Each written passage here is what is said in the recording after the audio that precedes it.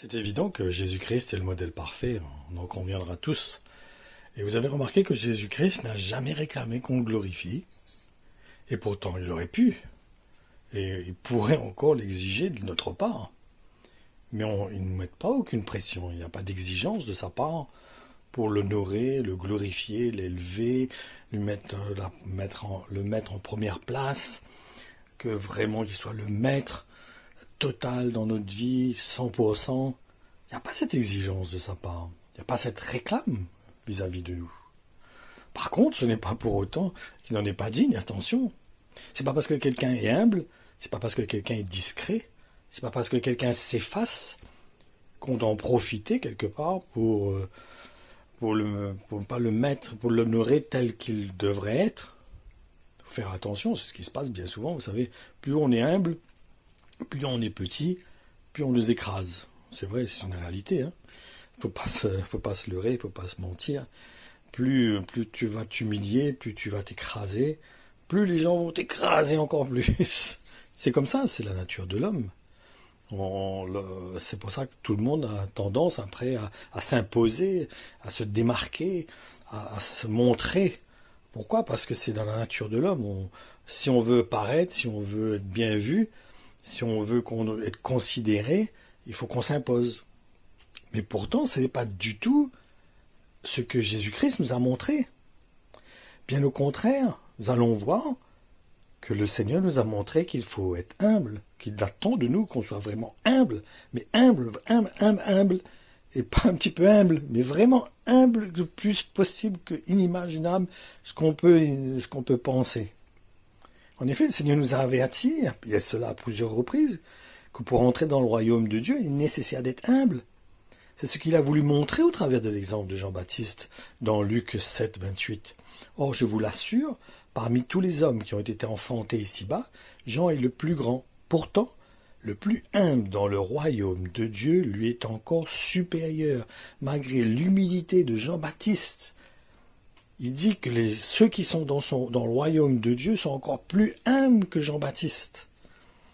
C'est fort, c'est très fort ce qu'il dit là. C'est un appel du pied en disant, si vraiment vous comprenez ceux qui sont dans le royaume de Dieu, vous avez intérêt à rechercher, à rester humble.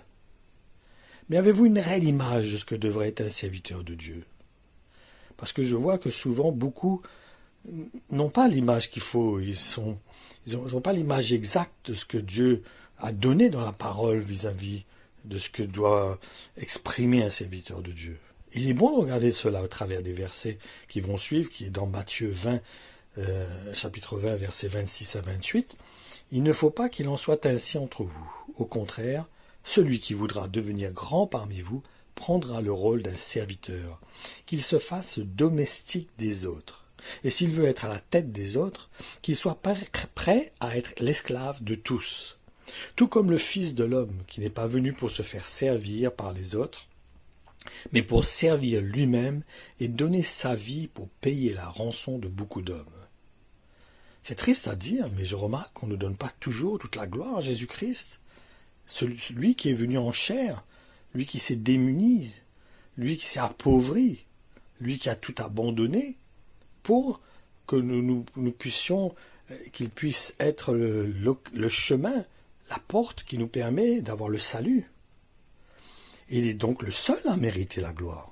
Il est le seul vraiment qui pourrait exiger, qui pourrait réclamer qu'on le glorifie, qu'on l'élève, qu'on le magnifie, qu'on lui donne la première place dans toute chose. Et pourtant, c'est pas le cas. Et nous savons que certains hommes, eux, reçoivent beaucoup d'honneur sur cette terre, sans que cela puisse émouvoir le peuple de Dieu. Et pourtant, qu'est-ce qu'ils font pour être mis sur un piédestal? Qu'est-ce qu'ils apportent d'eux-mêmes, de leur vie? Comment ils se donnent leur vie? Comment ils se sacrifient? Comment ils mettent les autres plus haut qu'eux-mêmes? C'est ce que nous avons vu dans la parole de Dieu. Et est-ce que nous avons conscience que Jésus-Christ n'est pas venu pour recevoir la gloire, mais au contraire pour offrir sa vie en rançon, afin que nous puissions être réconciliés avec Dieu? Jean 10, versets 11 à 18 nous dit « Je suis le bon berger. Le bon berger sacrifie sa vie pour ses brebis. Il est prêt à mourir pour les sauver. Tandis que celui qui n'est pas le vrai berger, et à qui les brebis n'appartiennent pas, mais qui les garde seulement pour de l'argent, celui-là se sauve. Dès qu'il voit venir le loup, il abandonne les brebis. Alors le loup se précipite sur elles, il s'empare de quelques-unes d'entre elles et disperse le troupeau. Si cet homme agit ainsi, c'est qu'il fait ce métier pour de l'argent et que les brebis ne l'intéressent pas. Moi je suis le bon berger, je connais ceux qui m'appartiennent. Et tous ceux qui sont miens me connaissent, comme le Père me connaît et que je connais le Père. Je sacrifie ma vie pour mes brebis. J'ai encore d'autres brebis qui ne sont pas de cet enclos.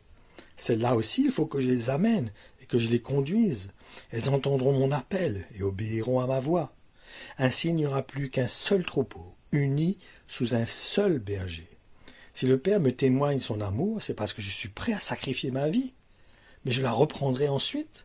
En effet, personne ne peut m'ôter la vie sans mon consentement. Je la sacrifie de mon propre gré.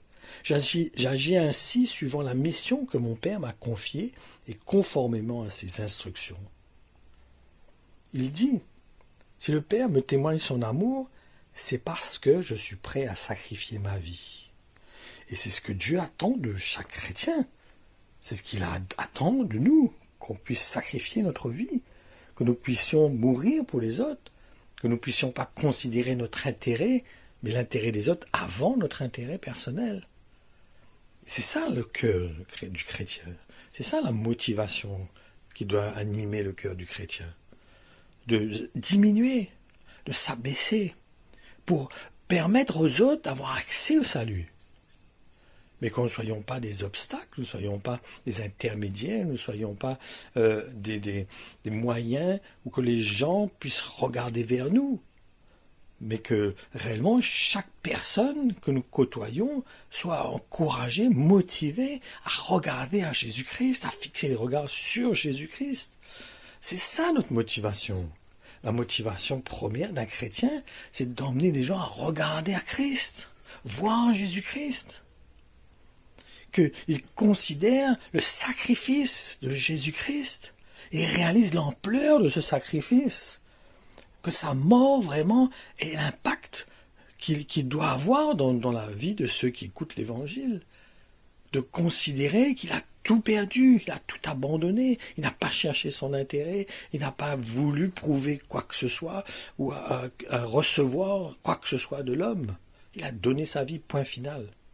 Maintenant, il est évident que celui qui ne considère pas cela et qui prend cela à la légère, il paiera les conséquences lui-même de sa volonté, de son choix qu'il aura fait. Mais cela ne vient pas de Dieu lui-même. C'est nous qui payons les conséquences de notre endurcissement ou de notre légèreté. Mais le cœur de Dieu veut emmener les gens à considérer son sacrifice, considérer l'attitude qu'il a emmené à s'humilier, à tout renoncer, à tout abandonner, de renoncer à toute chose, afin d'accomplir un plan parfait pour le salut de l'humanité. Combien il est digne! Combien il est digne de recevoir la gloire, l'honneur, la puissance! C'est lui qui est digne de recevoir. C'est lui qui doit être élevé. C'est lui qui doit être mis sur un piédestal.